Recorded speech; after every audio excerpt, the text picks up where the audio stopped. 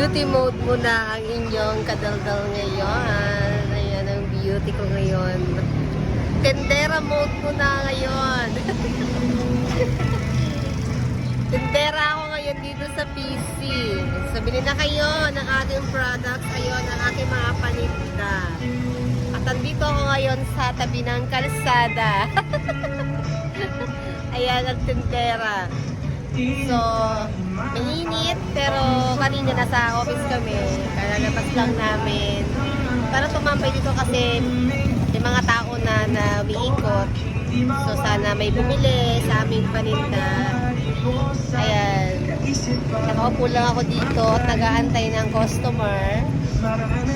Ayan. Masaya rin naman. For the experience lang. So, diba? Kasi kailangan ma-experience natin to. Masaya naman siya. Ayun si Ate Tess, kasama ko. Sinamahan niya ako. Actually, ako lang talaga yung naka-duty for today. Kaya lang, sinamahan ako ng Ate Tess. Dahil, first time ko. So, sabi nga niya sa akin, baka daw madala ako. Sanay naman ako sa ganito mga eksena. Yung ganitong mga tendera mode at namumusakal. Gawain ko ito dati. Tagal-tagal ko sa networking. Patindi nga yung pinagdaanan ko dati sa networking. Talagang grabe ang training doon. At talagang challenge. So, maano pa to, mas easy pa to ginagawa ko ngayon kaysa sa dati. Dito nga, nakaupo lang ako, sitting pretty lang ako dito. Ayan, nag-aantay lang ng customer, nagbebenta lang.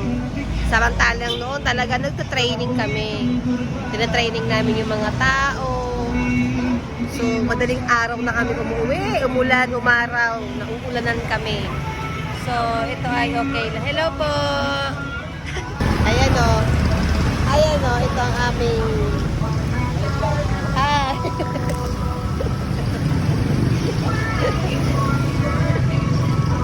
Ito ang aming tindahan. Ayan ang aming office. Ayan, dyan ang office namin. So, bumaba lang kami dyan sa kanto para magtinda.